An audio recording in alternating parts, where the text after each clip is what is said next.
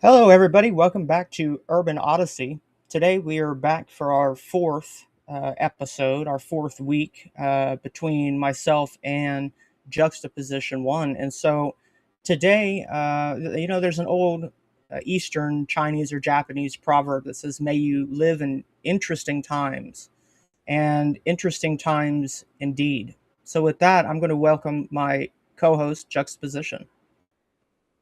How you going? Gotta unmute yourself. Gotta unmute yourself. Unmute. I There we thought go. I did. Okay. Hello, Okay. Josh. How are you? Welcome from California. Great. Welcome back. I think everybody is liking the content we're doing. And so today, now that we've kind of established a little bit of the background, kind of where a lot of this is coming from, and just the idea that this affects everybody, regardless of who you are. Today, what we're going to do is we're going to touch on some current events and the uh, murder of Rob Reiner that's been in the news over the last few days in the wider context of what are known as Gladio murders. So, why don't you go ahead and give us just a brief kind of introduction, and then I will kind of play these two clips we have. So, just a really short, what is Gladio?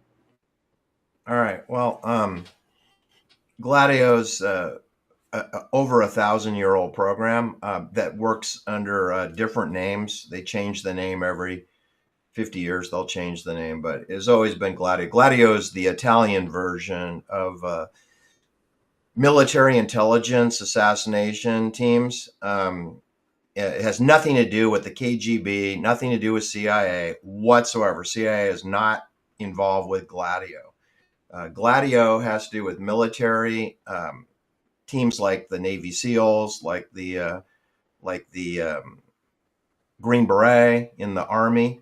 They have to do with the Army left behind. That's what they call it. Whenever there's a military operation like a war or an invasion, when they are done, when they complete, then the infantry or in the Navy, they stand down, they leave, but they never completely leave because they leave behind teams of Gladio, part of their military intelligence community, and port authority security for air and sea and rail and road. Those are all mapped and secured. And Gladio teams are left behind in the event that there's some resistance, organized resistance against the occupying forces. Because even though the Army leaves, they don't completely leave. And the illusion is that they leave, but they leave behind a clandestine organization that's infiltrated into your churches and your agencies of government. It also goes by the sword, because Gladio typically worked with the stiletto dagger, right? Was known to work with the stiletto dagger, which is a military weapon, and it also worked with the bayonet. This is the latest version. They actually have a M9. This is a M7, but this is a bayonet that's involved with the killing of Sharon Tate and Lena LaBianca, for example. But Gladio has to do with the Army left behind. It used to be called Jedburgh, or the Navy SEALs, or the Green Beret. It goes by different names, but it has to do with clandestine teams to murder or terrorize the local occupied colony, the secured hamlet, and it's invisible, and yet it typically does operate day and night. It can operate day and night, but typically at night under cover of darkness. All right, that's it. Yeah, that's a good introduction. Thank you. That segues right into these clips from the this actually aired years ago. It's on Substack, on my Substack, the Operation Gladio documentary. These clips aren't long. The first one is titled "Invisible Armies," and so that's exactly kind of what you just said. So I'm just going to go ahead and play that, and then we'll talk about it after. Okay. C'è un esercito invisibile, non predisposto per una battaglia, una guerra esterna contro un ipotetico invasore, ma addestrato ad operare all'interno contro quello che in tutti gli ambienti militari è stato sempre definito una quinta colonna dell'Unione Sovietica, il Partito Comunista e le forze di estrema sinistra ad esso collegate.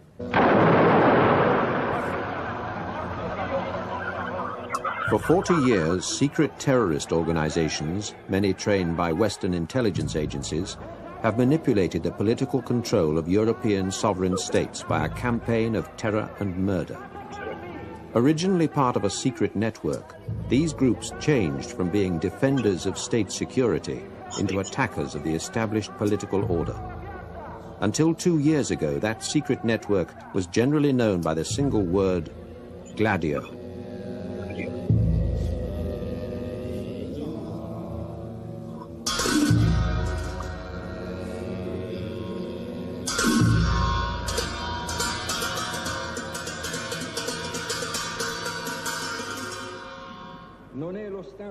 On November the 9th, 1990, the Prime Minister of Italy, Giulio Andreotti, revealed to his own parliament and the world the existence of a top-secret European-wide network of secret agents.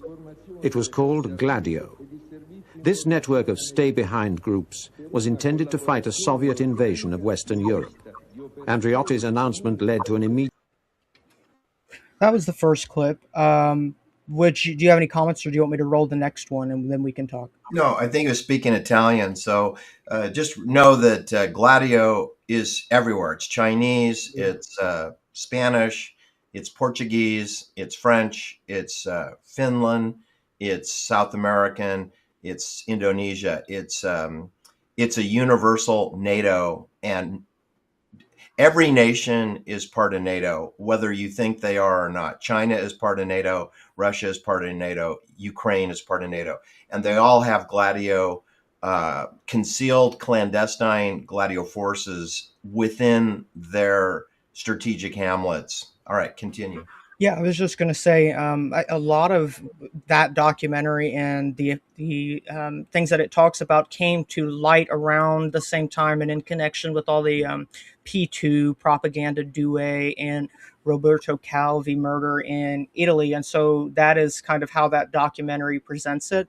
And again, that was an old documentary. I think it was from like maybe the late 90s or something. Right. And Gladio was in existence for 800 years before that video was created, and it's been in existence since then. And you have the Aldo Moro, we got Michele Sindona, we got Pope John Paul I.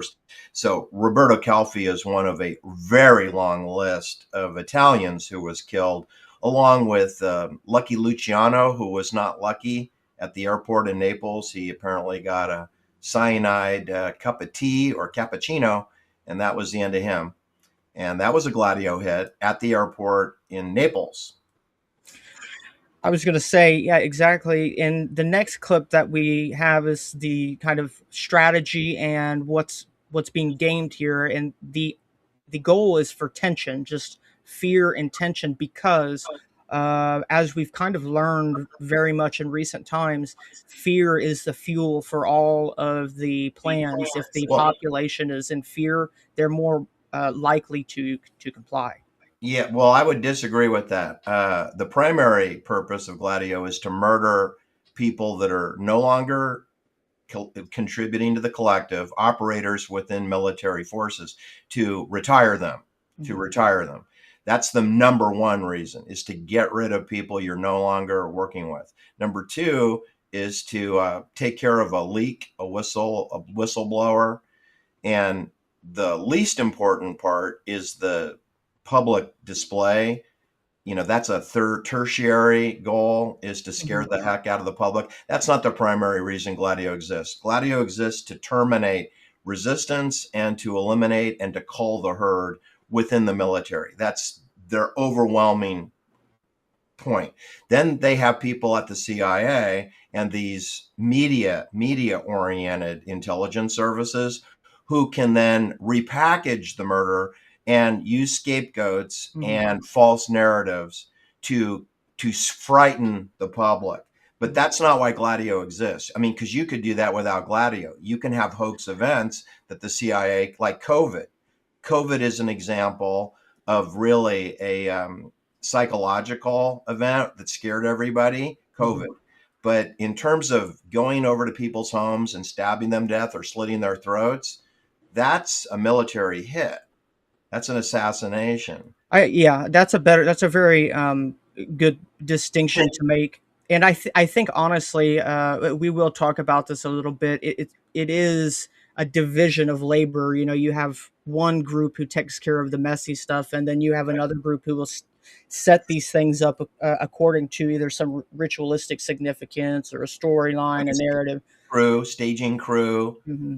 wardrobe, transportation, Or the logistics, what's it the disposal, body disposal, weapon disposal, bloody clothes disposal service. Those are all ingredients of Gladio. They need all of those things. the drapers, the guild of the drapers. They come in and they drape everything up. But okay, I'm going to go ahead and play the clip, and then we'll discuss them. All right. Da destra non si poteva e non si doveva attaccare lo Stato e chi lo Stato rappresentava. Bisognava attaccare i civili, quello che è il popolo, le donne, i bambini, le persone innocenti e strane ad ogni gioco politico. Per una ragione semplice, perché bisognava obbligare questa gente, l'opinione pubblica italiana, a rivolgersi allo Stato, a rivolgersi al regime per chiedere maggiore sicurezza. Il ruolo della destra d'Italia è stato proprio questo. Si è messa a servizio di apparati di Stato che hanno alimentato una strategia che giustamente è stata definita della tensione, in quanto bisognava portare la gente ad accettare in qualsiasi momento, nell'arco di un trentennio, dal 1960 al 1985-86, la possibilità di uno stato d'emergenza. Quindi la gente avrebbe barattato molto volentieri parte della sua libertà con una sicurezza, con la sicurezza di poter camminare sulle strade, viaggiare sui treni ferrati. Isn't that crazy how all those years ago they're talking about things which feel so familiar today? Well, I guess. I mean, nothing's changed in 1,000 years, Josh. So Nothing new under the sun. but you know, one of the things we have to overcome with the younger audience, you know, you're younger than me, is that the young people are under the impression that this is the first time this has ever happened before, and that things are different now because we have Netflix and we have a metaverse and Facebook turned into Meta. That's ridiculous. This is exactly the way it was 800 years ago. There's not a millimeter's worth of difference. Everything is exactly the same. The only thing that's different, it's new to you. It's not new to the older people. It's not new to them. I mean, if they're paying attention. I mean, there are a lot of clueless older people, but 99% of the young people are completely clueless because they have no base of operation. They have no reference points whatsoever. They're out there on a boat in the ocean with no rudder. They have no tiller, no steering wheel, and they're just going down the current saying, "Oh my God, I can't believe that it's so, windy out here today." It's like, well, it's been windy out there for 2,000 years. I was going to say a lot of that. I feel like today you have a lot of people who don't actually go after any of like the primary sources. And I know like obviously like those aren't something you can take to be like 100% fact, but I think that they definitely give you a way to semi-ground yourself and look at writings from a variety of sources. And a lot of people just are happy to take the information directly from, like an influencer, somebody on Twitter or something like that. And I mean, to a degree, some might be better than others, but you should still make it a good practice to know where the information is coming from and to have a variety of it too. Well, if the media is telling you a story, it would behoove you to go visit the location. Remember those basic questions that need to be answered to form a basis of logical deductive reasoning. Who, what, where, when. Who, what, where, when. If you can't answer those 4 questions, just forget about doing an analysis. Just forget about it, because you're going to be wrong. You're going to be wrong. If you don't know who, what, where, and what time, forget it. I mean, those are real easy to pin down. And you should visit the crime scenes. If you don't visit a murder scene, then be quiet. I don't want to hear from you. Be quiet. Don't tell me that Charlie Manson killed Sharon Tate. If you haven't been to the crime scene, you would know it's impossible. It's impossible. But if you won't visit it, then just be quiet. You don't know what you're talking about. You're a parakeet, rinse and repeating lies that were told by ABC News, NBC, Netflix, Lawrence the Schiller of Pepperdine University in the Brooklyn, New York. You are repeating counterintelligence. And you do know that counterintelligence means stupidity. Stupidity. In other words, it's not intelligence. It's the reverse of intelligence. It's stupidity.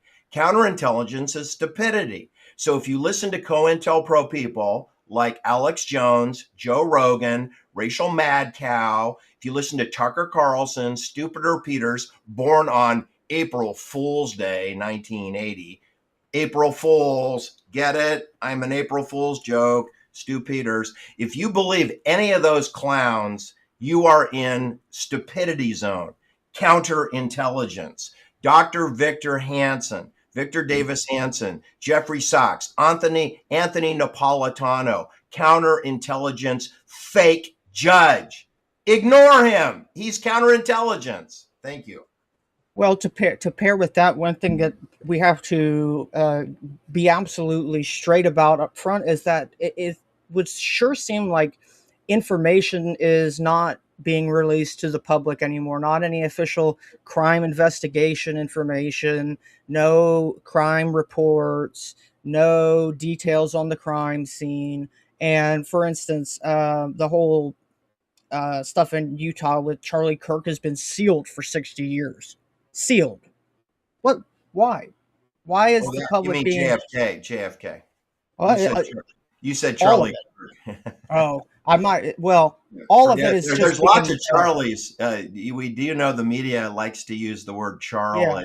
Charlie Company. Pops up all over. My Lai Massacre, Charlie Company, Sharon Tate's murder, Manson family, that's Charlie Manson, right? Charlie. The Leonard Lake, Charlie Ng, disappearance of 25 people with snuff films, Charles Ng. The judge of the Manson trial, Charles Older. I mean, there's like no shortage of Charles or Charlie Rose. So if there's a Charlie in your story, I would just know it's a fairy tale, not your story.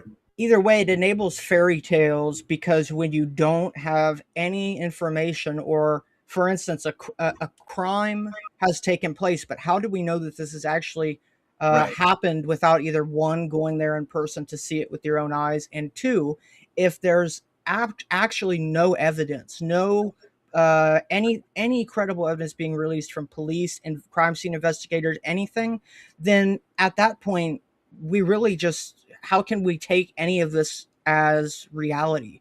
And so well, especially when you walk out your front door and you see military planes flying over your town, dumping pollution on you, and it's not in the news media, I think that's verification that the news media is a waste of time.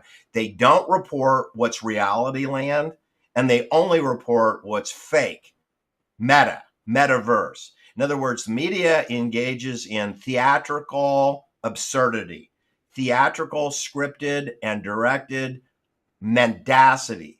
The matrix of mendacity is the media. So if you wanted to know the truth, turn off the media and walk outside your house and go walk around your city and look up at the skies and see what people are doing. And that's where you get your news. Speaking of, I'm going to go ahead and put that matrix of mendacity term up because everybody can see it for themselves. The matrix of mendacity is the term that Juxtaposition has created to explain the insanity of almost anything we see now. The matrix of mendacity is a full spectrum dominance environment founded entirely on falsehoods in contrived narratives. This construct, operating as a sophisticated, militarized matrix, functions simultaneously as a prison, a rabbit hole, and a maze. It is defined architecturally beyond mere two-dimensional systems, extending into the realms of the third, fourth, and even fifth dimensions of time and space. It's characterized by the foundational deceits of predetermined choice, the array of false symbols and real symbols, and illusions of sovereignty. Yeah, I like that. That's what it is. Yeah, I figured it's nice to be able to share these as images, or as I just did, put it up so people can read it when we use these terms without having to go in and fill in these details retroactively. But yeah, everything now, because what I just said, there's a seemingly less and less tangible, hold it in your hand, verified evidence, and so that really just kind of forces things to exist within the matrix of mendacity. Well, again, I'd like to point out it's always been that way. So that's not new. Okay. Mhm. So when we had the John Kennedy assassination, they didn't release any evidence on that either, right? And they had people like Dan Rather and Walter Cronkite, bald faced, lying to the camera, lying to the camera. That was in 1963. They're lying to the camera. Okay. They're making up lies. Dan Rather lied. He said he watched the Zapruder film and that the shot came from the rear. That's a bald faced lie. He didn't look at any film at all. The film is in Rochester, New York, being developed by the CIA, Kodak Hawkeye Laboratory, which is the only lab that does Kodachrome film. So Dan Rather is a bald-faced liar. So why they were doing that in 1963. So why would you think things are different today when Megyn Kelly parades out James Woods to tell you that his home burned down in Pacific Palisades just a few months ago? At the beginning of this year in January 2025, James Wood cried on the Megyn Kelly show that he stood in his driveway and said goodbye to his home, then fled Pacific Palisades for his life. Turns out his house didn't burn down. Now they parade him out to talk about his friend, Rob Reiner. So he's a professional actor who's acting. And he was acting when we had the fake fire. The fire that didn't burn down his home, I'd call that a fake fire. If you have a fire and it doesn't burn your home down, it's not much of a fire.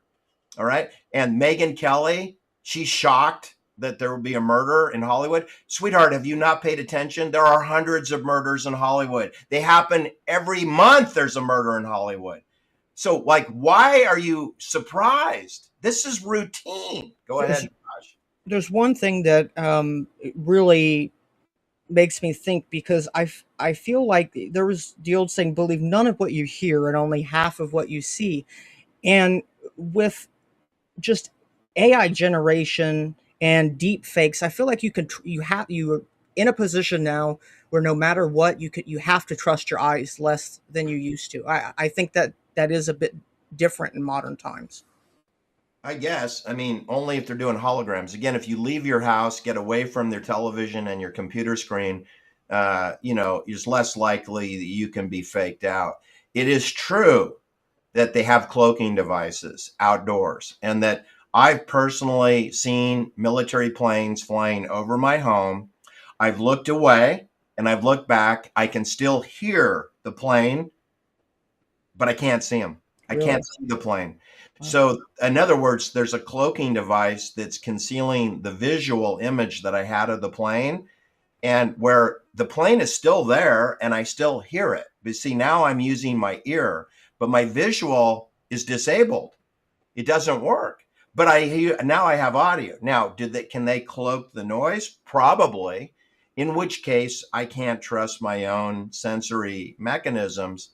But you see, with the smart dust, the 7G aluminum chalk, now today they can create holograms. They could create a 200-foot tall alien being. They can have an alien invasion. They can simulate airplane attack. They can conceal the airplane attack. They can have an airplane attack but conceal it. They can make it quiet. They have quiet weapons for an invisible war. They have invisible weapons for a quiet war. They have all this technology now that we didn't have in the 50s and 60s. There's the same method, though, and the same military objectives are identically in play. But we have better weapons. We have all the weapons we had in the 30s and 40s and 50s and 60s. Plus, we added these direct energy radiation weapons, these sound, ultrasonic weapons, these light, photonic, optogenetic weapons. and we have beam bending and beam steering. And then we have electronic magnetism, resonance, ambient sound wave systems that can be heard, and you can modify our weather, and you can move the weather around. You can hold it in position. You can make it rain for 40 days and 40 nights if you want to. You can create a flood zone where no flood zone existed, like Asheville, North Carolina. I don't think that was on a flood zone map for FEMA, but it flooded with a mudslide. So you can do that if you can modify the weather and make things absurdly military instead of natural. There's no such thing as climate change in real life. There's only military attacks in real life. Go ahead, Josh. Yeah, that is, and regardless of what people really want to accept, the truth is, more and more parts of life are being artificially manipulated, put under control, or otherwise are just being kind of played with in such a manner where it appears to me that they fancy themselves God. You know, we'll just make the weather like this, or if we need this to happen so that we can get a nice contract to get all the mining rights, which is, I believe, what happened in North Carolina, then we'll do it. And I think that just has second, third, fourth, fifth, sixth, 10th, millionth hand effects of where once everything is thrown out of whack, or people in positions of power think that they can just make things happen, I think it just puts everything at stake. And that is where we're at right now. We're in a position where things are so far from normalcy, and they've been that way for long time, that really now we're starting to accept as normal abnormalcy. Right. Well, Hollywood, is a big part of putting on the show. It's a show. It's a clown show. It's a clown show. And they want to do shows like Perry Mason to tell you about how criminal courts work, or they want to do Matlock, or they want to do Columbo to tell you how Los Angeles Municipal Police solve homicide crimes. And none of those television shows are correct. They're completely perverted and inverted. If you have any time in a courtroom, in a maritime law courtroom, all the courts are maritime law. They don't follow the Constitution. They fly the American flag, the 13-stripe Unity Amongst Masons flag, and then your pseudo-state flag. They fly those two flags. But then the judge enters the courtroom wearing a satanic black robe, and his desk is elevated 24 inches above everyone else. Then you're supposed to stand for the satanic entrance of your pseudo-judge. He's not a judge. He's a tribunal member of a cult called the Barristers, or the part of the maritime law attorneys. He's a member, he or she is a member of a cult, and they're wearing a black robe, and everyone is told to be seated, meaning you have no standing in this court. If you're seated, you're not standing, right? Yeah, and I mean, look, let me put it this way. Anyone is free to try to go and represent themselves in court. And I mean, I wish you luck, but at the end of the day, anyone who's ever been through a courtroom understands that the law is what the judge says the law is. And, well, the judge won't allow you. I've got news for you. You're not allowed to defend yourself in a court. There's no such, they don't use the Constitution. That's the Sixth Amendment of the Constitution. What Constitution are you talking about, says the judge. You can try I'm going to allow you to defend yourself in my court, says the judge. You can try, but the guy will just tackle you and put you in handcuffs and tase you. And then no, I actually did that in real life. I said, well, I'm firing my attorney, so it's me or nobody. It's me or no one's defending me. So what they did in real life, in real time, is they had a 2-hour adjournment where they had secret meetings in the parking lot. And I told the judge, I said, I want to admonish you, Judge, that you don't have any ex parte communications. If you have a meeting in your parking lot or your chambers, I must be present because I have no attorney. I am representing myself. So what they did was, just like at YouTube, they ignored me and had 2 hours of secret meetings. Then we began the meeting. What do we call that? We commenced the meeting in 2 hours, whereupon I was told to be seated, which I refused to do. And I said, "May I approach?" And the judge said yes. And I went up, and the judge said, "Sit down. It'll be okay. I'm going to dismiss the charges." And the court reporter they put the talk to the hand out, so the court reporter didn't make a record of that. Then they dismissed the charges. So that's what happens when you insist upon defending yourself in court, is they just want to get rid of you because they can't intimidate you anymore. As soon as they learn that you won't obey, they want you gone. And that's exactly how it works, because when, for instance, if you've really never been in through court or anything, and you end up there, you will find out very quick that they already know what they want to do with you before the judge even walks in, before any. And this innocent until proven guilty myth, you would look, if you're in an orange jumpsuit, handcuffed, do you have the feeling that you're innocent until proven guilty? No, you're guilty unless we drop the charges, idiot. Unless you have over a couple $1 million, because then it is innocent until proven guilty.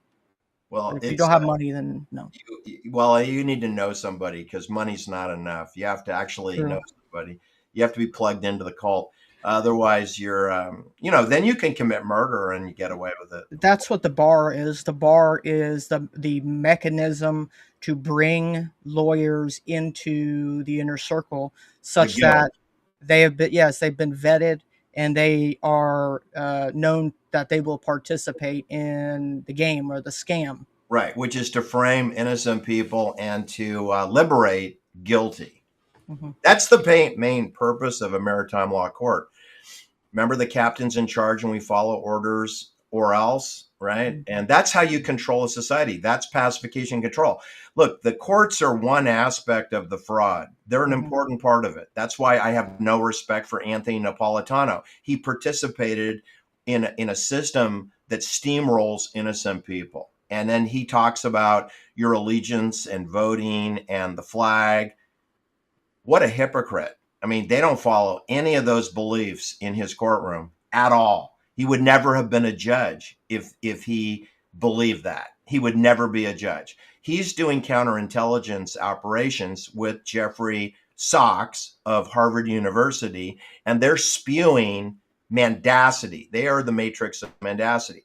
But the other elements, of course, are the armed forces, who are all controlled by NATO, which includes your sheriff's department, which includes your district attorney and attorney general's offices, 100% controlled by Switzerland, who controls maritime law. So now you have might makes right, because they have jails, they have state prisons, they have flak jackets, 9mm Glock semi-automatic pistols, they have electronic stun guns, they have mace, they have AR-15 semi-automatic rifles, and if you cross them, they'll shoot you dead. Okay? That doesn't sound like a democratic system to me. That doesn't sound like a constitutional basis of justice to me. And the reason it doesn't seem like it is because it's not. That's just the cover story, is that you have a sovereign nation founded in democratic republicanism. That's not true. It has never been true. Thank you. What do you got there? Here's your marriage between NATO and your sheriff's department, known as the Department of Homeland Security Fusion Center, where we create an unholy alliance between your city police, your county sheriff, your National Guard, NATO forces, United States Marines. They're all in cahoots to share intelligence information, surveillance information, geofence, geopositioning, data tracking, trace track and targeting information. So now you're on a bullseye screen of a NATO keyboard commando, courtesy of your local sheriff. Yeah, and basically I have found consistently that the way that people respond to the whole argument with the legal justice court system is that if you've never been in or through it or seen it in person, then you don't understand it. But once you see it in person, either having gone through it or people care about going through it, you know beyond a shadow of a doubt that these things are true. And my favorite thing to tell people is that it is a criminal justice system. It's not a justice system for criminals. It is a criminal system. Well, it's a system that's based on your trust and your belief, just like you're a cow or a sheep or a goat, whilst you're being led to the processing center for slaughter. Because, the farmer is very friendly. They give you plenty of food to fatten you up, and they give you hormones and drugs to keep your anxiety tranquilized, and your amusement. They amuse your boredom, and then they lead you to a slaughterhouse and then to the cremation oven of whatever's left over. That's how they treat humans. I call it human husbandry, but that's how your friendly rancher operates. That's how a chicken farmer works. That's how a pig farmer works. They have pigs. They're real good to their pigs, and then they slaughter them and get a paycheck. That's about it. I mean, that's the economic model of pig farming. That's the economic model of your strategic hamlet. You live in a strategic hamlet. You don't live in a city. You don't live in an unincorporated area. You don't live in an SMSA or a non-SMSA area, non-statistical metropolitan area. You live in a strategic hamlet with a electronic corridor with drones and satellites above. And now today, your soil and your rose gardens and your football fields all have aluminum wireless sensor networks in them.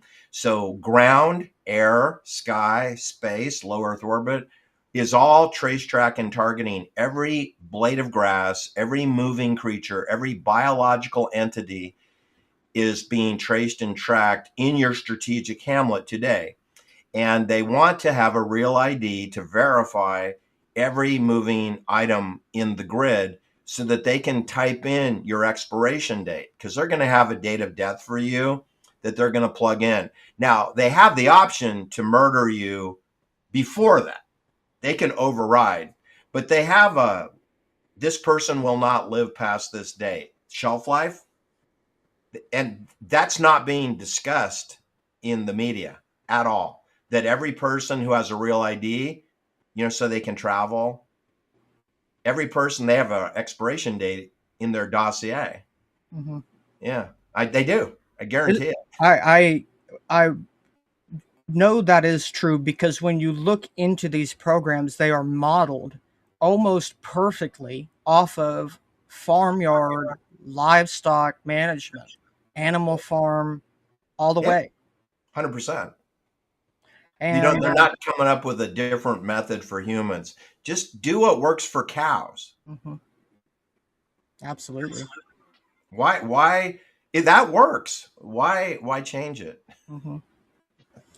Well, now that we've kind of explained what Gladio is, I guess we will get to the topic at hand, and it is that Rob Reiner, who I really didn't know anything about until today, is dead. He and his wife, and apparently his son, who doesn't.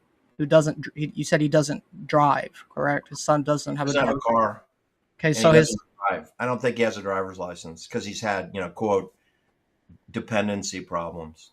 And so we're taking as the going story that this one and there are all these people are younger than me. I'm 26, so the Trump rally shooter, he was younger than me. The dude with Charlie Kirk, I think he's younger than me too. Yeah, but Nick Reiner's 32 years old, so he's older. Oh, okay. I thought for some reason he was younger than me. Okay. Either way, we think that he can murder two adults by himself alone. Yeah. That's suspicious to me. And so, why don't you just kind of give us a little bit of a debrief here, because you have more information on it than I do. Well, first of all, let me just say this. I've been aware of Rob Reiner for most of my life. He's not an important person. He's not an important person. He's not talented. He's not a comedian. He's not an actor. He has a Screen Actors Guild card, but he's not a very believable actor. He doesn't know anything about politics. He's involved in politics, but he doesn't know anything about politics. He doesn't know anything about leadership. He's never owned a business. He's just another unfunny Jewish person in Beverly Hills who went to Beverly Hills High School. He's not an important person, but apparently he's dead. Now, he's part of it's not a twofer, it's a threefer. There are 3 homicides going on in the month of December 2025. He's just one of 3.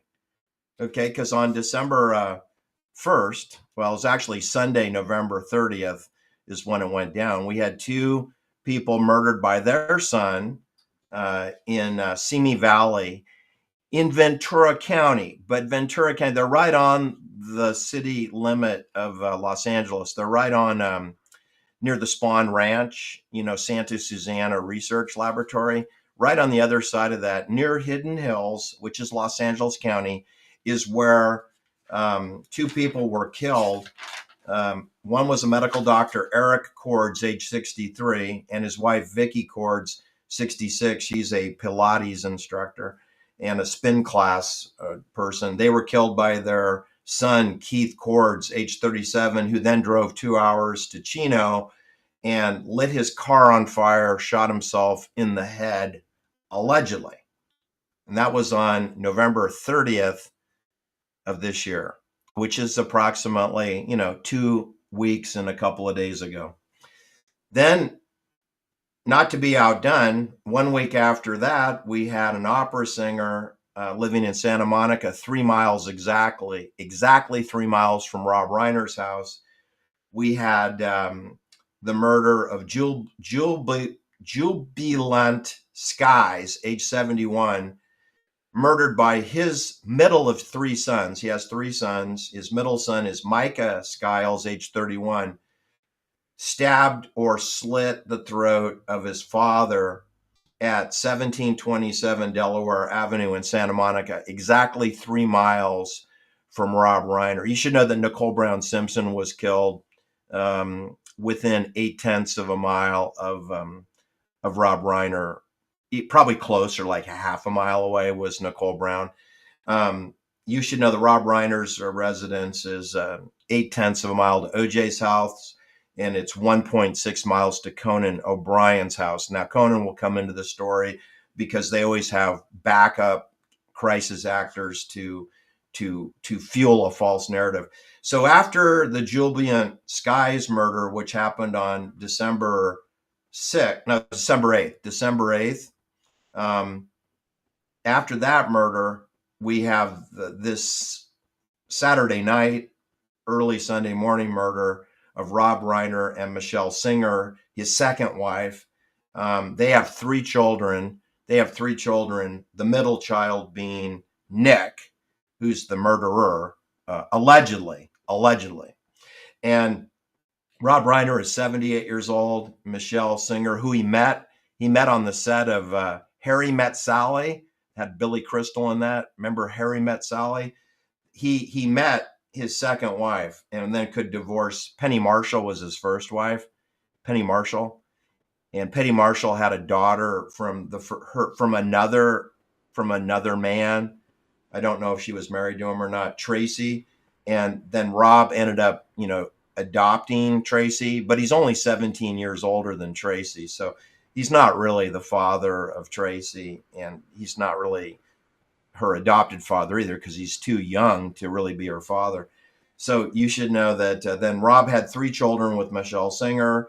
He had, their names are as follows: Jake and Nick and Rami. Rami's 28 years old. You know that Rami lives directly across the street from the murder scene. Okay, the murder scene is 255 South Chadbourne Avenue, and Romney, the youngest child, she lives at 240 South Chadbourne Avenue, directly across from his gate. And of course, 240 is Masonic number 33, and 255 Chadborough, where the double homicide was, That's 12, like Jesus has 12 apostles. It's a corner lot. It's on Hanover Street on South Chadbourne Avenue. It's 1.6 miles to the party that they attended Saturday night, the Christmas party at Conan. I've got Conan's address in case you're interested in sending a Christmas card to Conan O'Brien. He's at 1253 Amalfi Drive at Pavia Place, but the street address is 1253, which is Masonic number 11, which is divinity, perfection, and completeness. 1253 Amalfi Drive. The Reiner family attended a party at Conan where the news is reporting that there was an argument between Nick and Rob at the party. Not a single witness has corroborated that. There were probably over 100 people at that party. Not a single person has verified that story is true, but the media is going to report it anyway, despite having no witnesses to that. And that we know that Nick doesn't drive a car, so he drove to the party with his parents. Then he would have been driven back home. He lives with them at the 255 South Chadbourne Avenue. That is Nick Reiner's address. He lives there, and they have a pool house. It's been reported that he ransacked the pool house. Well, he lives in the pool house. So what is it? What do you call it when you toss your own bed? Do you call that like a domestic terrorism? Yeah, that's your bed. You're making your bed, right? Go ahead, John. I was going to say that's interesting point there, but I wanted first one thing that we want to establish is what is how does this network of connections and the fact that everybody knows each other, everybody lives by each other, people have a lot of they cross paths a lot. How does that factor into Gladio and seeing, oh, this may have been a Gladio team murder? It's congruent. Well, anytime you use a knife, you should default to it's Gladio if a knife's involved. Gladio, because it means by the sword. Gladio means by the sword. Army left behind by the sword. They're famous for stiletto daggers and the bayonet. Those are their two primary weapons. That was true in the Sharon Tate murder. That was true in the Lino LaBianca murders, right? Mm-hmm. So if you're going to say that it's Hollywood and it's a Hollywood person or it's a military person and they were killed by knife, automatically I'm saying it's Gladio because bayonet is attached to a rifle. So you don't have to be right on top of the person to kill them because you have the rifle that'll help give you another 18 inches of distance from your target. But if you're talking about a stiletto dagger, then you're talking about getting blood on you and you're talking about your clothes are going to be a mess. You're talking about bloody footprints with your shoe print. You're talking about you got a disposal problem. You got to get rid of the weapon. You need to get rid of your clothes. You need to take a shower. There's a lot of details that goes into using a knife. So you also have to be up close and personal to the person you're killing. And do I think one person can kill more than one person with a knife at one time? Well, we saw OJ did it. But if you understood the crime scene there, you know, OJ wasn't going to be able to kill Ron Goldman had Ron Goldman stayed outside the gate. Ron Goldman's big mistake was walking inside the gate and getting on the first staircase.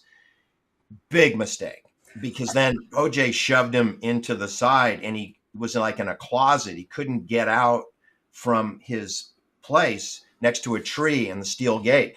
But if Ron Goldman had stayed outside the entrance gate, he could have run away. And OJ never would have caught him because OJ has bad knees.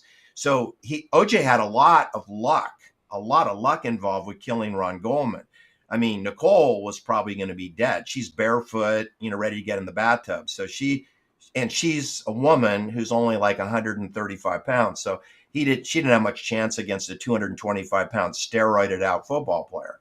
I was going to just so that everybody can kind of understand here. Apparently, some of his connections, he was able to get a sit-down meeting with both John Brennan and James Clapper, Rob Reiner. So Okay, why well, why is this those guy? are not Rob Reiner's connections. He has no Well, connections. Okay, fair enough, but if you're he's an sitting down with employee. these people, He's an you employee that works for Hollywood. in They book his shows. All right, he doesn't book his own and shows. indeed, and the point being is that he is definitely interfacing with intelligence. He's definitely interfacing with the underbelly of Gladio. All of these different gray. Let's just use the term gray space, because when you deal with the mafia, when you deal with intelligence, what you get is a gray area where things can go on with plausible deniability, with basically a buffer between people who don't want to get their hands dirty. So people who have reputations to protect can contract out through various connections, dirty work with Gladio teams, with uh, mafia, etc. And so this is the world that they're all mixed up in. Right, but I really want to make it clear that Rob Reiner is not running the show. He's not in charge Oh of no, He absolutely doesn't not. own that home. The media tells you that he owns that home. Have they done a property search and verified that? No, they haven't. They just tell you he owns the home. But I'm telling you, he doesn't own the home. Mm-hmm. None of these people own the home. Ronald Reagan didn't own any of his homes, and Ronald Reagan is 10,000 times more important than Rob Reiner. And Ronald Reagan lived in Pacific Palisades, and Ronald Reagan lived in Bel Air, and he didn't own his homes, okay? And he didn't own his Santa Barbara ranch either, okay? So Johnny Carson, he didn't own his homes either, and he doesn't book his guests on the Tonight Show. He had Jim Garrison on the show after the John F. K. murder and after the Warren Commission report came out. And then Jim Garrison shot out his mouth that he didn't believe the Warren Commission, and Johnny Carson had him on the show. Johnny Carson didn't book Jim Garrison, and Johnny Carson hadn't read the Warren Commission, and Johnny Carson didn't know anything about the JFK murder, so he says. But that's consistent with every talk show host like William F. Buckley of Yale University and Firing Line. He said he didn't read the Warren Commission report either, but he believed it. So in other words, he believed a report that he didn't read personally. And Johnny Carson said that he believed the Warren Commission, a report that he admitted he didn't read it. So you have talk show hosts who have plausible deniability because they say, well, I personally didn't look into it, but I do believe it, right? Mm-hmm. Like, I didn't go to the moon and watch Neil Armstrong walk on the moon, but I believe he did. Okay, well, were you there to be at the Last Supper with Jesus? And did Judas kiss him in public? You know, I wasn't there. I don't know if Judas kissed, gave the kiss of death to Jesus in a public forum. I don't know. I wasn't present, right?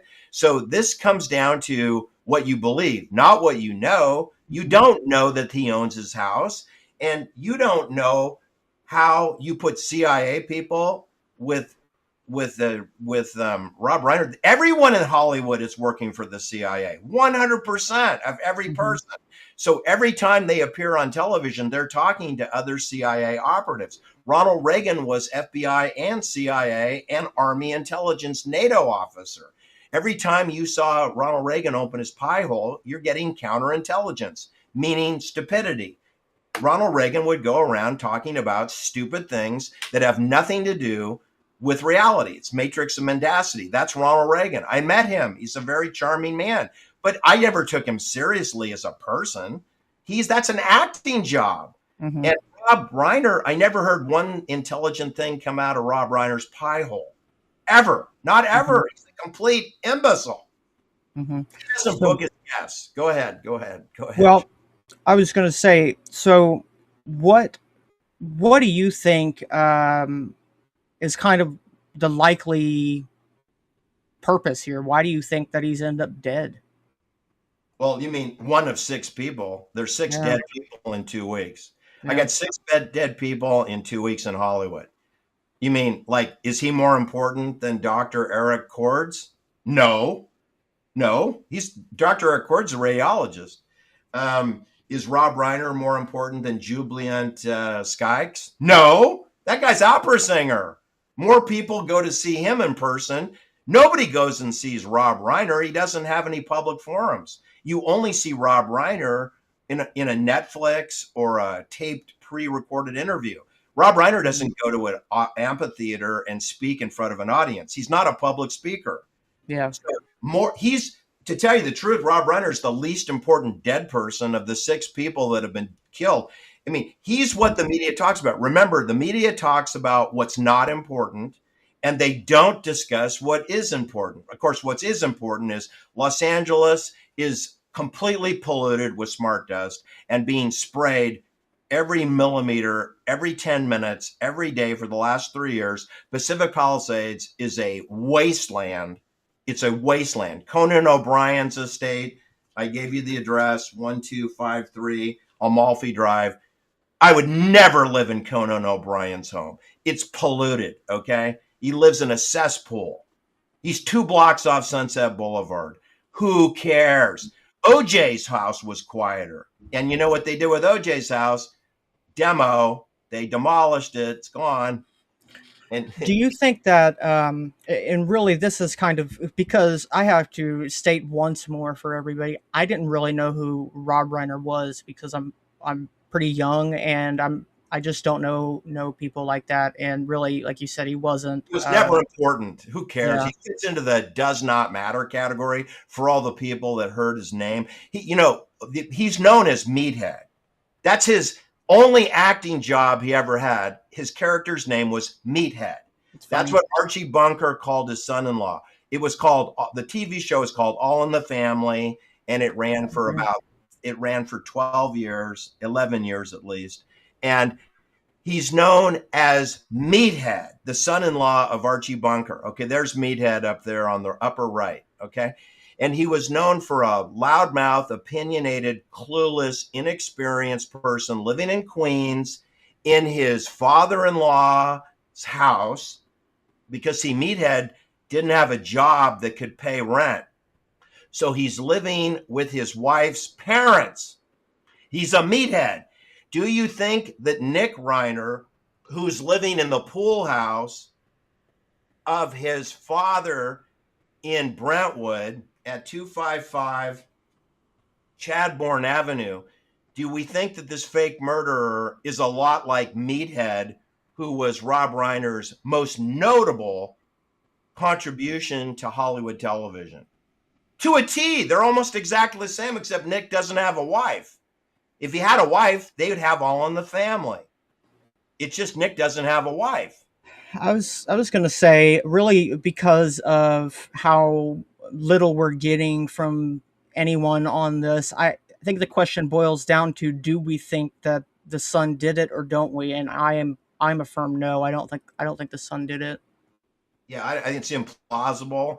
Is it theoretically possible? Not really. No, it's really not theoretically possible either.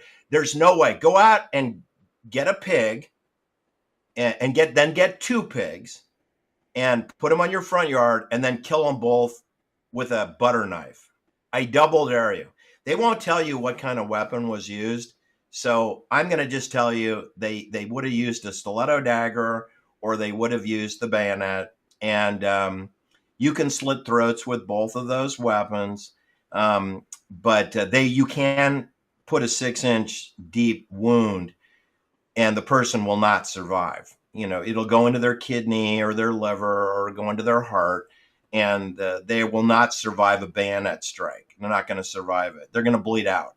Now, so there'll be a military weapon specifically designed to go through ribs. All right, so that's what I'm going to say was probably used. Now, they're not going to show you the weapon. They don't even say if they found a weapon. But if it was not a military weapon, then I'm going to say it was a prop. There was no weapons found at the Sharon Tate murder. No weapon was found. They did admit a buck knife into evidence. Buck knife was not used. The wounds do not comport to the buck knife. No one corroborated that. They also admitted a Ronald Reagan single action pistol. Did not comport to the wounds, the ballistics in the barrel of the gun did not match the bullets dug out of the victims. There were 7 bullets, did not match. None of them matched the gun. The gun couldn't be traced to Ronald Reagan, who was the governor of California at the time that happened. And this is just a humiliation ritual for Ronald Reagan is what that is, implicating him in with a murder that he didn't commit and that his gun didn't commit, but still creating the possibility that Blackmail. Ronald Reagan maybe supplied the murder weapon to the Manson family. Blackmail. We have all of that going on with the Rob Reiner story. So I believe nothing. And you're interjecting Maria Shriver, the estranged wife, divorced wife of Arnold Schwarzenegger, another governor of California. So we're by straw man Maria Shriver, you're dragging in Arnold Schwarzenegger, who lives in Pacific Palisades within 1.5 miles of Rob Reiner's house. You do know who lives in Pacific Palisades, walking distance from Rob Reiner. Let me just give you the names of his neighbors. Kamala Harris. You heard of Kamala Harris before? She was running for president. She's a neighbor of Rob Reiner. Randy Newman. Short people got no reason to live. Randy Newman. I love LA. Randy Newman. It's money that matters. Randy Newman. Toy Story. He lives a mile away. Ronald Reagan used to live there. 2 houses from Randy Newman. Patrick McGowan, my favorite actor of all time. Patrick McGowan, Identity Crisis. He lives 1 block from Randy Newman. Ben Affleck, he used to be married to J-Lo. He was the 4th husband of Jennifer Lopez. Ben Affleck. And then his former wife, the wife that he was married to before he was married to J-Lo, Jennifer Gardner, she lives there too. Because why not? You want to live next to your ex-husbands. This is where it gets interesting. Adam Sandler, an unfunny Jewish comedian, he lives there. Anthony Hopkins, what was it called? Silence of the Lambs. Anthony Hopkins lives there. Didn't we just have another possible Gladio murder of Matthew Perry dead in his jacuzzi? He lived there. The Getty Villa, which preceded the Getty Museum, that's there. Don't you find it doubly ironic that we had this firestorm ripping through Pacific Palisades, which Megyn Kelly covered, and that none of these people that I'm mentioning did their homes burn down? Not a single one of them. Conan O'Brien, Kobe Bryant of the Lakers, of the Los Angeles Lakers, Matt Damon, Chevy Chase, Dan Aykroyd, Donna Dixon, John Goodman, Steve Guttenberg, James Wood, who cried on Megyn Kelly's show that my house is going to burn down, and I said goodbye to it, but it didn't burn down, and I didn't apologize for being wrong. Tom Hanks, Rita Wilson, Patty Davis, even though there is no Davis, she's the daughter of Anne Frances Robbins, who's known as Nancy Reagan, the daughter of Ronald Reagan. She lives in Pacific Palisades. Henry Miller, the anthropologist, he lived there. Mike Love of the Beach Boys. Adam West, Batman, lives there. Gavin McLeod was the mayor of Pacific Palisades. He was a television sleuth.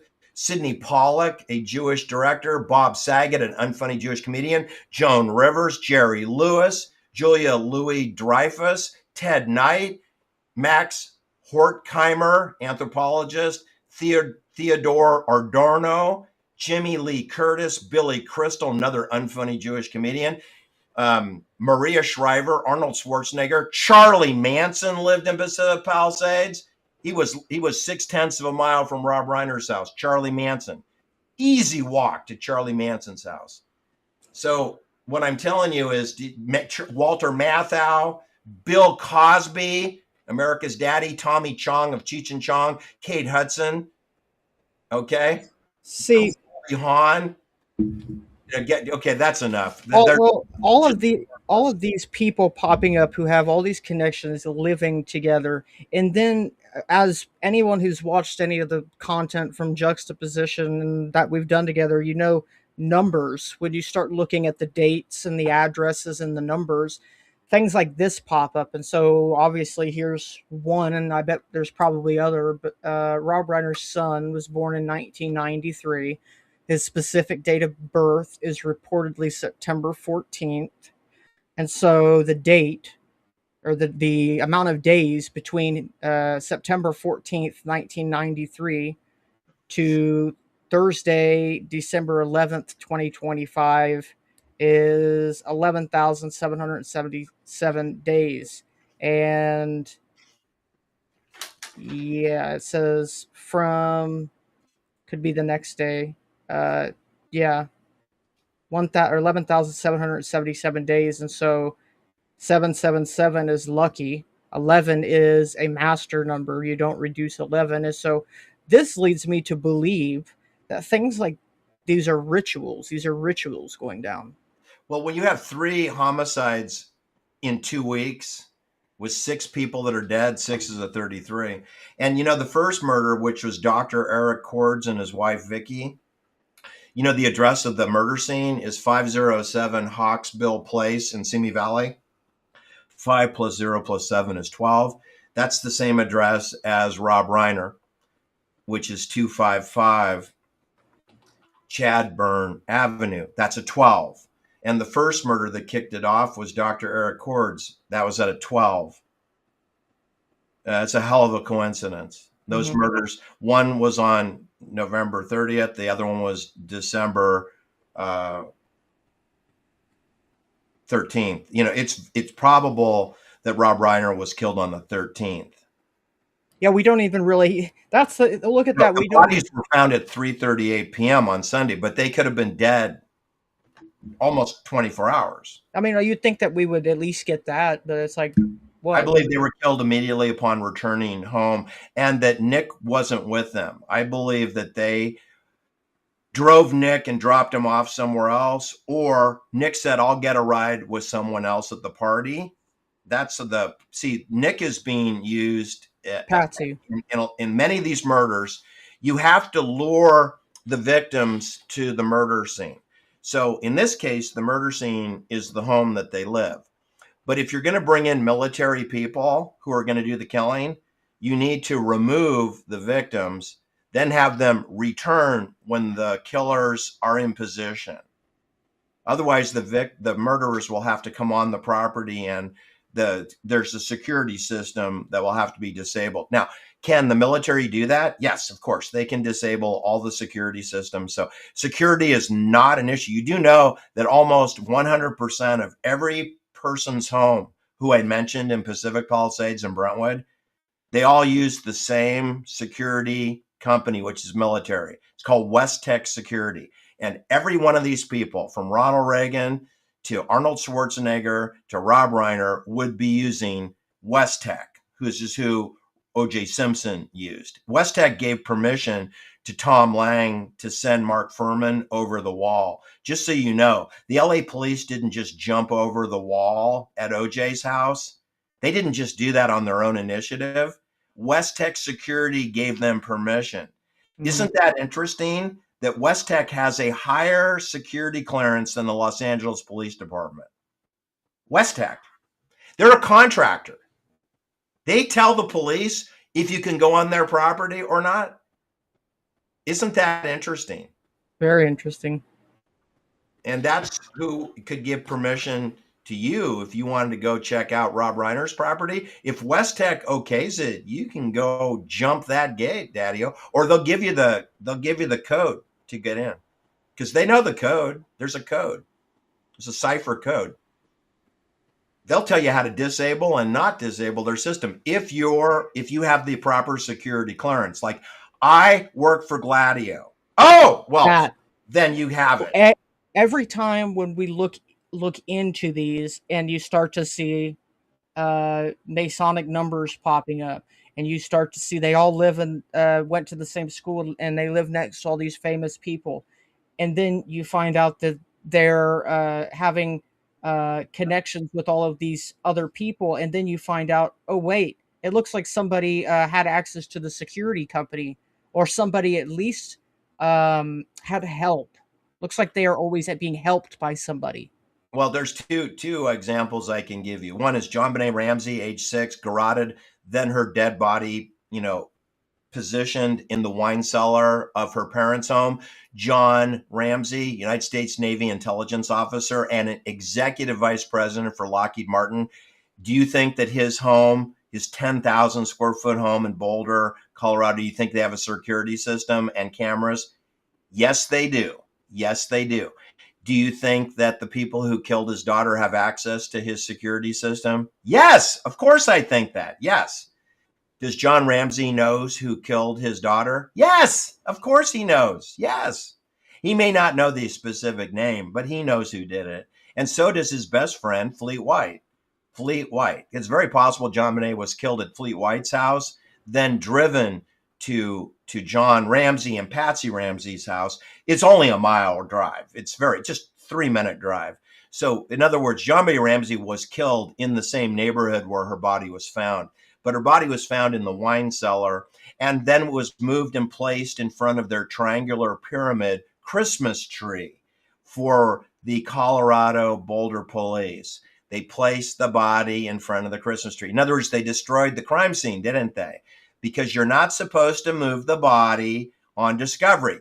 But what did John Ramsey with Fleet White? He was with his best friend, Fleet White, who's the same age. They're both implicated in the raping of a 13-year-old girl in Ventura, in close proximity to our first murder that kicked off this month, Dr. Eric Cords and Vicky Cords.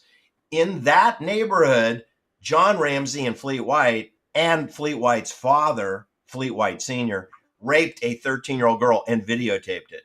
And she came forward during the John Ramsey investigation and said, they garroted me too, but they didn't kill me.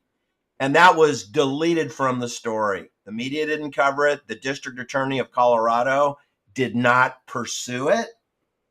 Do you think if a 13-year-old girl who is now, she's like 45 years old, tells you that they put a garrote around her neck, videotaped her naked having sex with 3 adult men, two of whom are in the United States Navy. 2 are officers. They're officers for the United States Navy. Fleet White Jr. and John Ramsey are officers stationed at Port Hueneme in Oxnard, California, 10 miles away from Dr. Eric Cords and Vicky Cords' double homicide. And I'm telling you, this is also the neighborhood that Augustine's porn star was garroted also. And then her body was moved from Moore Park to Camarillo and displayed on an oak tree. That's another garrote. That's another garrote. Don't get me started on that guy, Al Franken. Well, he's another fraud, like Jesse Ventura, Tyrell, and Stupider Peters, and Al Franken. They are all from Minnesota. They're all COINTELPRO. They're all unfunny comedians. There was apparently he had made like this weird joke. When? Here, let me see. Let me read it. Al Franken, I can't stand He basically said in 2000, he had said to Reiner, he said, thank you for doing so much to make sure another kid doesn't end up like you, referring to the fact that Reiner had been abused by his father. He said this like Al a joke. Franken is abusing women. That's why he's no longer a United States senator. We're all abusing people. Sex scandal.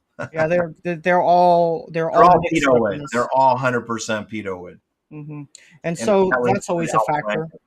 That's always a factor here. It's always a factor in anything to do with Hollywood or this cult. These are all cult rituals that are required to advance up the obelisk chain of command, to get to the next level, to get a better home, to get a better car, to get better privileges. You must move to a higher level of authority, of minor authority. Rob Reiner would have been, you can tell by his home, that's not the best house. It's not the best house. He's on the south side of Sunset. You don't want to be on the south side. You might be on the north side, right? I mean, Charlie Manson was on the south side. So Charlie Manson and Rob Reiner, they're kind of in the same boat. It is very much like that. And kind of it intensifies over time. In the moment somebody, for instance, if they want you to participate and you don't want to, what will happen is they'll be like, oh, we were just messing with you. And then you don't ever go any further. Then you don't. Yeah, glass ceiling, or they move you to a smaller house. Mm-hmm. They'll move you out. Because look at Ronald Reagan. I mean, Ronald Reagan and Charlie Manson, of all my research, those two guys had the most houses. I think 14 houses. That Ronald Reagan lived in 14 houses under Hollywood's control. And so did Charlie Manson. 14. Now, Charlie kind of takes the cake because he did it in 27 months. In 27 months, he lived in 14 houses. So it's like every 45 days, hey, Charlie, got to move you. Got to move you. And he was Rob Reiner's neighbor. It's crazy when, for instance, you have a very good strength of being able to connect the dots, being able to know who lives near somebody, and that tells Right. you more about this case than the news are telling you, than anyone's telling you. Is just who are their neighbors. The fact that their son doesn't drive, that's a big kind of thing that tells me that I don't think it was him. Like Yeah, I well, I don't. mean, if he drove or he didn't drive, that doesn't change anything. His sister lives across the street from the double homicide. So like what was she doing? Did she not go to the party? Did she stay home Saturday night? Because I believe that they were killed Saturday night. I believe that Rob, and this is my supposition, um, and it's based on my experience, because every news show I watched in the last 24 hours was how everyone is shocked. Megyn Kelly is shocked. All the news people who worked on the O.J. Simpson case, Harvey Levin, and this Banfield lady. Everyone has their own talk show now, and Mhm. every person who's commenting on the Rob Reiner story, they do two things. They praise Rob for being an icon of Hollywood, which he's not. He's not. And his contributions, which are none. He has no contributions to Hollywood. He has zero contributions. Okay. And that they're shocked that he and his wife would be killed. But Juxtaposition, I'm not shocked at all. I'm surprised they didn't get whacked earlier. I mean, they're completely irrelevant, and you can use them. I mean, Rob Reiner, of all the 6 people that has been killed in the last 2 weeks, he's the least important person. I think that I think that people like the doctor Eric Cords is 10 times more important than Rob Reiner is. Plus, he's living near the Santa Susana Pass and the Spawn Ranch, and where August Ames got killed, and where John Ramsey and Fleet White participated in a porn film with a 13-year-old girl. I think that's more relevant than anything about Rob Reiner or Billy Crystal or Sally. Sally met. Or was it, what's that stupid show called? Oh no, Sally man. met somebody. Harry Met Sally. Harry Met Um, Sally. Who cares? It's like the biggest film he ever did. Few Good Men is my favorite film that allegedly was directed by Rob Reiner. I don't believe that Jack Nicholson and Tom Cruise are going to take any direction from Rob Reiner. I think they tell him, why don't you go have a cup of coffee and we'll just work with the cameraman, okay? Just bye-bye. Don't need you, we right? Look, apparently they were gonna go and have a nice meeting with Reiner before on the night that he ended up dead. Okay, well, Barack Obama fits the who cares category. Doesn't matter. Who cares? Irrelevant fake president. Okay. I mean, you want to talk about fake presidents? You go with Ronald Reagan as number one. He's number one fake, and then then you have Dwight Eisenhower and Franklin Delano Roosevelt, and Abraham Lincoln. Those are your top fake leaders. Okay, because none of those guys were in charge of anything, but they did do a better job than Obama in terms of fakeness, in terms of acting, because the contribution is theatrical. But anyway, the examples that I would give you is number one was JohnBenet Ramsey, who had to have access to the security code in order for her body to be put in the wine cellar. And that would be military, has access to the Lockheed house, 10,000 square foot home with the West Tech security system or whatever contractor they're using in Boulder. And then the other example is William Colby, the former CI director and in charge of Phoenix terrorism, political assassination, Gladio programs run in Vietnam. He was asked by a book author who wanted to write a book on the Phoenix program, the Phoenix terrorism political assassination program, which has many elements of Gladio baked into that Phoenix cake. They asked, he went to visit him at his home, his fishing cabin at it was called Rock Point, Maryland, on a dead-end cul-de-sac in a number 13 house, last home, on a gravel road, hill road. And he just walked up, knocked on the door, and just had a simple lock. And his first question he asked of William Colby was, why don't you have a more structured locking system, a cipher code, surveillance cameras? And Bill Colby looked at him and he goes, well, why? Well, for what point? He goes, well, in case someone tries to come over here and murder you. And he goes, if military intelligence wants to come over here and murder me, it wouldn't matter if this was Fort Knox. They get right in.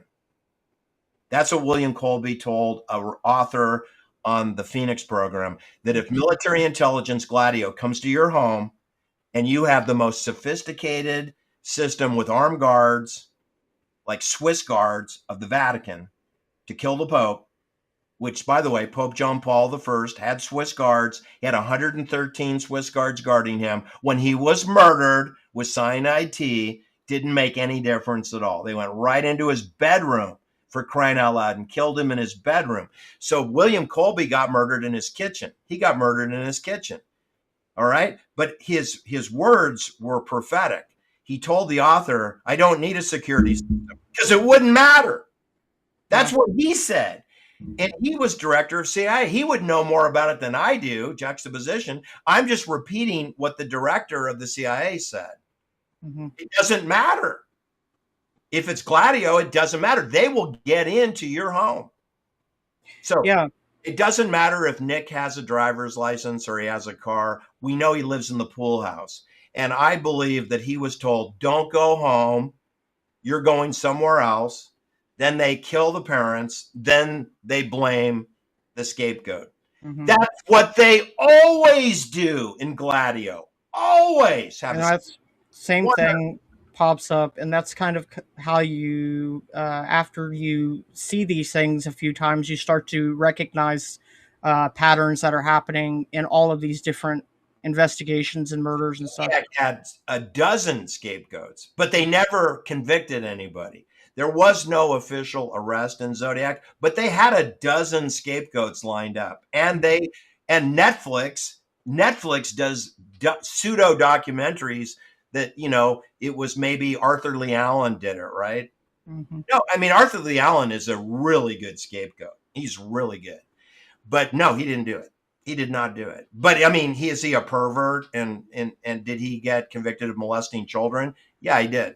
The one thing that I always kind of wonder about is every time you look into Zodiac, the topic of the most dangerous game comes up.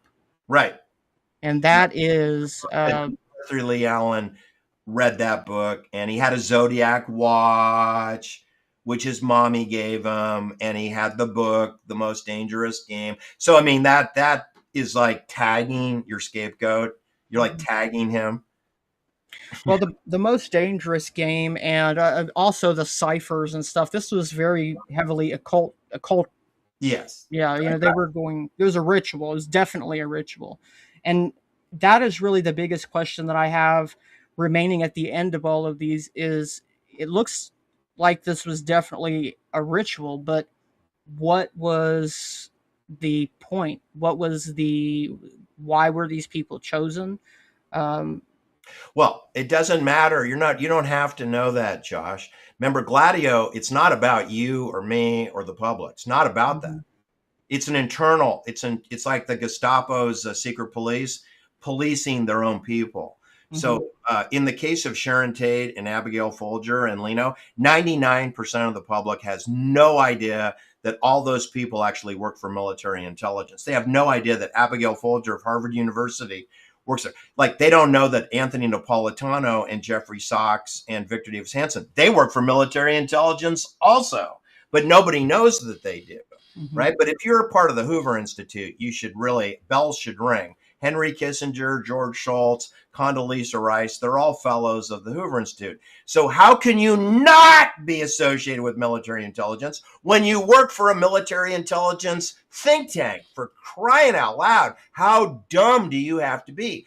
But the idea of the true reason why Sharon Tate was killed and the true reason that Abigail Folger was killed and Leno LaBianca, the single most important person murdered that weekend was Leno LaBianca, by far 10,000 times more important than Abigail Folger, who was the second most important person. Sharon Tate's like the most least important person. Okay, we have that with Rob Reiner. He's not important. I mean, I think Sharon Tate's more valuable as an asset, as Rob Reiner, for crying out loud. Sharon Tate was on Beverly Hillbillies, Mr. Ed the Talking Horse, My Favorite Martian. That's 10,000 times more relevant than Rob Reiner on All in the Family as Meathead. Who cares? I mean, Mr. Ed and the Talking Horse was a funnier show, and the Beverly Hillbillies, that's iconic show. And Rob Reiner was not in that show. No. And, he lived down the hill. He lived right down the hill from where they videotaped that show. And they didn't ask him to be in it. They didn't ask him to be in it. He didn't, he was around. He could have been in that show, but they didn't ask him. It would appear that in all of these cases, they really do sell their soul, and one day the devil comes to collect.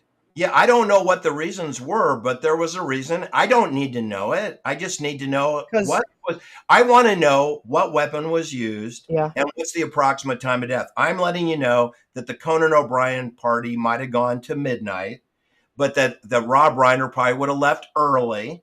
I think they would have left it, or around 10, like after dinner. You go for dinner or cocktails, and you leave 10 o'clock, 10:30. And then how long it takes to drive from Conan O'Brien's home back to the murder scene? 5 minutes. It's 1.6 miles.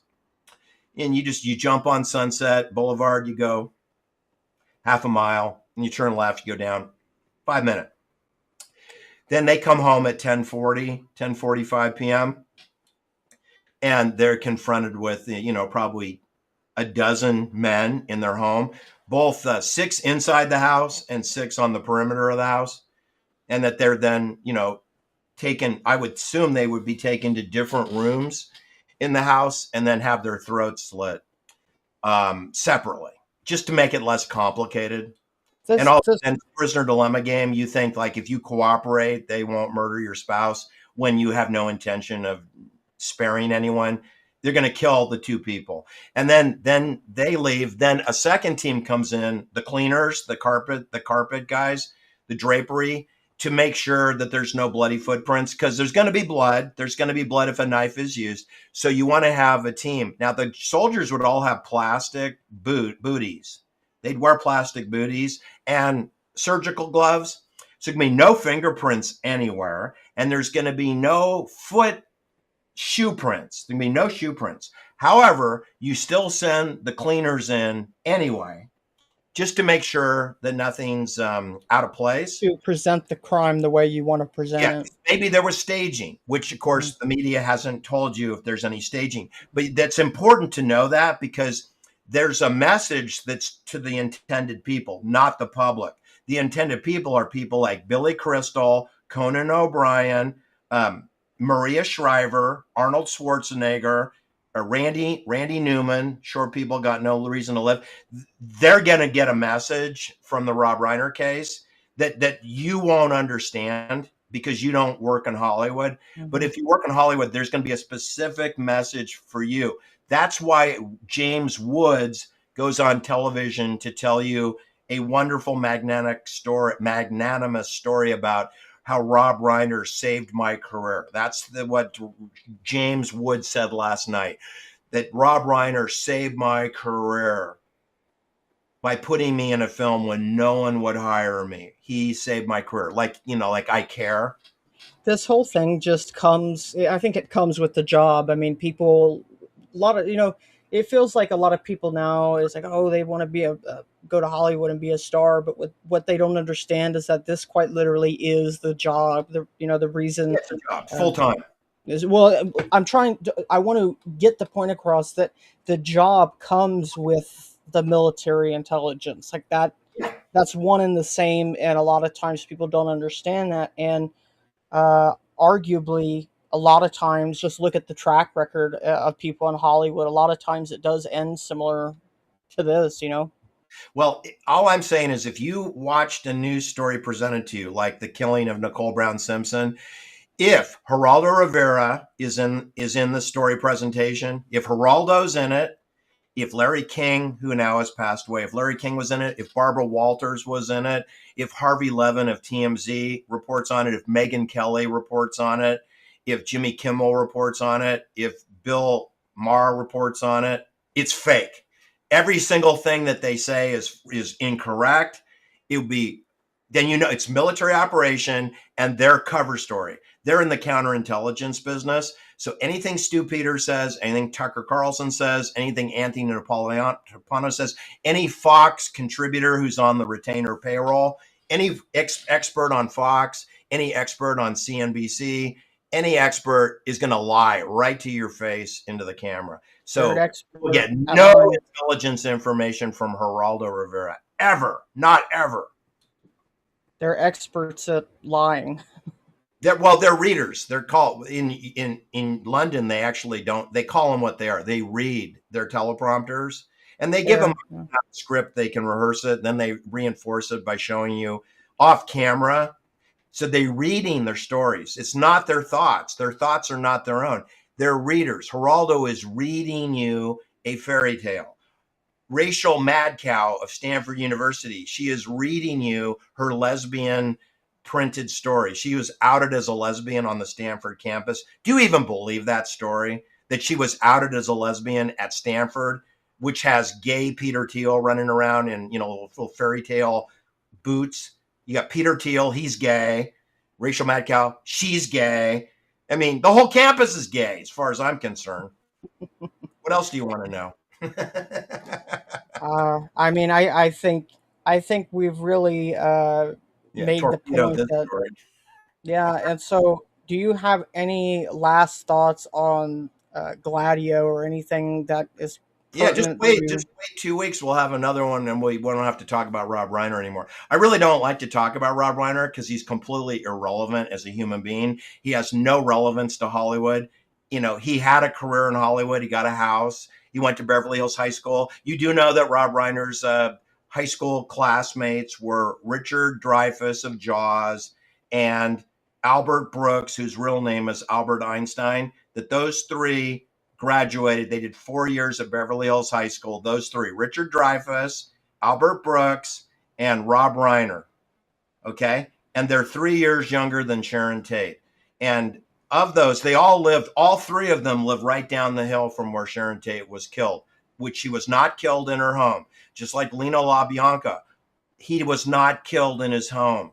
In this case, Rob Reiner was killed in his home, but he was lured to Conan O'Brien's house for a few hours, then drove back to his home, whereupon he and his wife were both murdered. And I believe they were murdered before midnight, which would have made it December 13th, 2025. Bodies found the next day at 3:38 p.m., which is the 14th of December. But the murders happened on the 13th, before midnight. That's what Juxtaposition says.